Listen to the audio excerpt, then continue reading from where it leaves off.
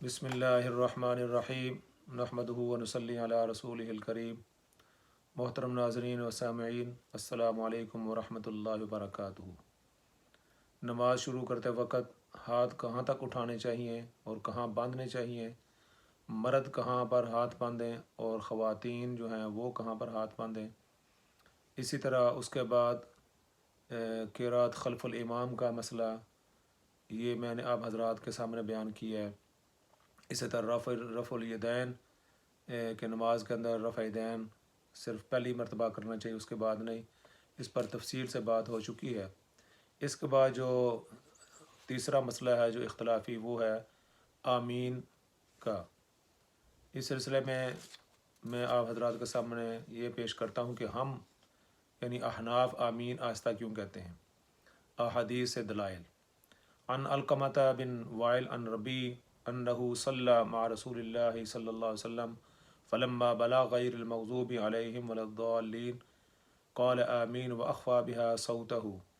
اسنادہ صحیح، یہ رواہ احمد کی روایت ہے، ابو داود، دارقطنی اور ترمذی، جلد اس کی 1 ہے، صفحہ 58 ہے۔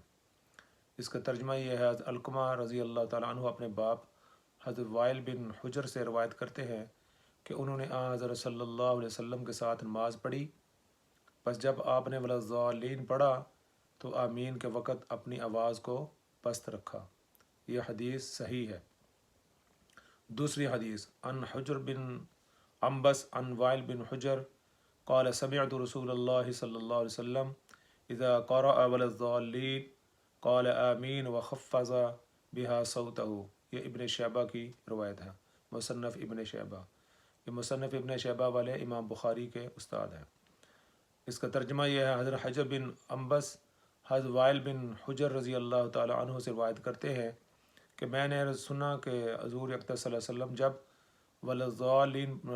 جب حضور صلی اللہ علیہ وسلم نے ولاضالین پڑھا تو آمین کہی اور اپنی آواز کو پست کر لیا۔ ان دونوں حدیثوں میں کیا بات سمجھ آئی؟ ان دونوں حدیثوں میں آواز کو پست کر لینے کا ذکر ہے کہ جب آپ صلی اللہ علیہ وسلم امین کہتے تو اپنی آواز کو بالکل پست کر لیتے۔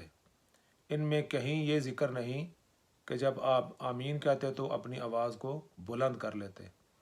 بلند کرنے کی بجائے آواز کو پست کر لینے کا ذکر ہے، جس سے ثابت ہوتا ہے کہ آمین آہستہ آواز سے کہی جائے۔ اس کے بعد تیسری حدیث آپ حضرات کے سامنے پیش کرتا ہوں۔ عن عبداللہ بن مسعود رضی اللہ عنہ ان رسول اللہ صلی اللہ علیہ وسلم کان اذا کبر سکت ہنیہتا واذا قال غیر المغضوب علیہم ولا الضالین سکت ہنیہتا ہنیہتا واذا قام فی الرکعۃ الثانیۃ لم یسکت وقال الحمد للہ رب العالمین۔ یہ مصنف ابن شیبہ کی روایت ہے۔ حضرت عبداللہ بن مسعود رضی اللہ تعالیٰ عنہ سے روایت ہے کہ در تحقیق رسول اللہ صلی اللہ علیہ وسلم جس وقت تکبیر کہتے تھے یعنی اللہ اکبر کہتے تھے تو تھوڑا سکتہ کرتے تھے، اور جب غیر المغضوب علیہم ولا الضالین کہتے تب بھی تھوڑا سکتہ کرتے تھے، اور جب دوسری رکعت میں کھڑے ہوتے تھے تو سکتہ نہ کرتے تھے بلکہ کہتے تھے الحمد للہ رب العالمین۔ اس حدیث کی تشریح اس طرح ہے، اس حدیث کے اندر یہ بات معلوم ہوئی کہ آپ صلی اللہ علیہ وسلم اللہ اکبر کہنے کے بعد سبحانک اللہم و بحمدک و تبارک اسمک و تعالی جدک ولا الہ غیرک کے لیے سکتہ کرتے تھے، اور دوسرا سکتہ آپ صلی اللہ علیہ وسلم غیر المغضوب علیہم ولا الضالین پر کرتے تھے، یعنی اس کے بعد آپ صلی اللہ علیہ وسلم آمین کہتے تھے، یہ دوسرا سکتہ ہوتا تھا، جس سے یہ بات ثابت ہوتی ہے کہ آپ صلی اللہ علیہ وسلم بھی آمین جو ہے وہ آہستہ آواز سے کہتے تھے۔ اور اس سلسلے میں چوتھی حدیث عن ابی وائل قال کان علی رضی اللہ عنہ عبداللہ لا یجہران بسم اللہ الرحمن الرحیم ولا بالتعوذ ولا بالتامی۔ یہ طبرانی کی روایت ہے اور مجمع الزوائد میں بھی ہے، اور اس کی جلد ہے 1 اور صفحہ ہے 158۔ وائل سے روایت ہے کہ حضرت خلیفہ راشد حضرت علی رضی اللہ عنہ و عبداللہ بن مسعود رضی اللہ عنہ نماز میں نہ بسم اللہ بلند آواز سے پڑھتے تھے اور نہ ہی اعوذ باللہ اور نہ ہی آمین، یعنی تینوں چیزیں جو ہیں، نہ اعوذ باللہ بلند آواز سے پڑھتے تھے اور نہ ہی بسم اللہ بلند آواز سے پڑھتے تھے اور نہ ہی آمین بلند آواز سے کہتے تھے، یعنی سبحانک اللہ کے بعد الحمد للہ رب العالمین یہاں سے شروع کرتے ہیں اونچی آواز سے، اور اس کے ساتھ کوئی صورت آپ ملاتے ہیں۔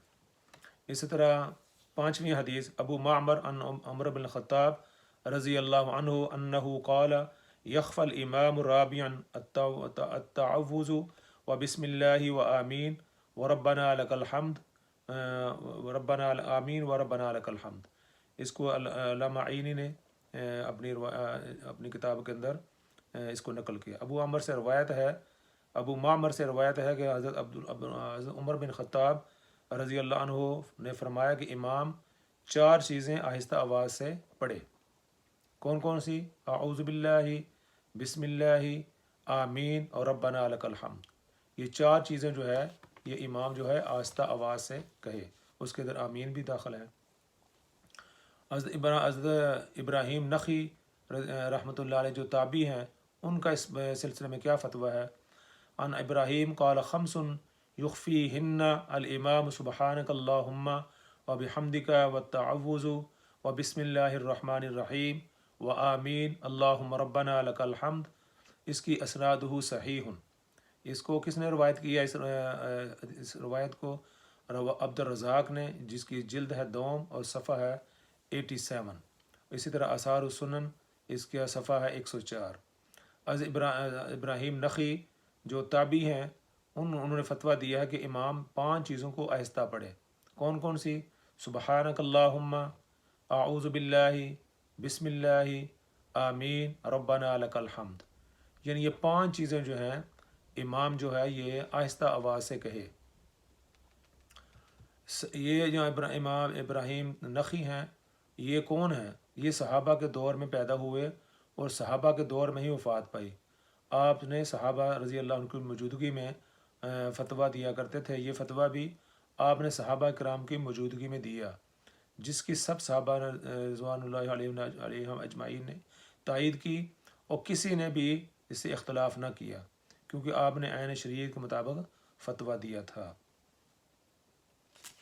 اس کے بعد آمین بالجہر والی جو احادیث ہیں وہ اس کے بارے میں کہا جاتا ہے کہ یہ تمام احادیث جو ہیں وہ ضعیف ہیں۔ بلند آواز سے آمین کہنے والی احادیث جو ہیں ان کو محدثین نے ضعیف قرار دیا ہے۔ حضرت ابن عباس رضی اللہ عنہ سے جو روایت ہے اس میں طلحہ بن عمر ہے جو محدثین کے نزدیک سخت ضعیف ہے۔ اسی طرح حدیث عائشہ بھی ضعیف ہے۔ پھر اس میں اکیلے آمین کا ذکر نہیں بلکہ سلام اور ربنا لک الحمد کا ذکر بھی ہے۔ اس کو کس نے نقل کیا ہے؟ بہقی نے سنن کبریٰ نے، اور اس کی جلد ہے دوم اور صفحہ ہے 56۔ اب اس سے کیا پتہ چلتا ہے؟ اگر امین اونچی کہنا سنت ہے تو پھر سب سلام اور ربنا لک الحمد اونچی آواز سے کہنا کیوں نہیں کہا جاتا؟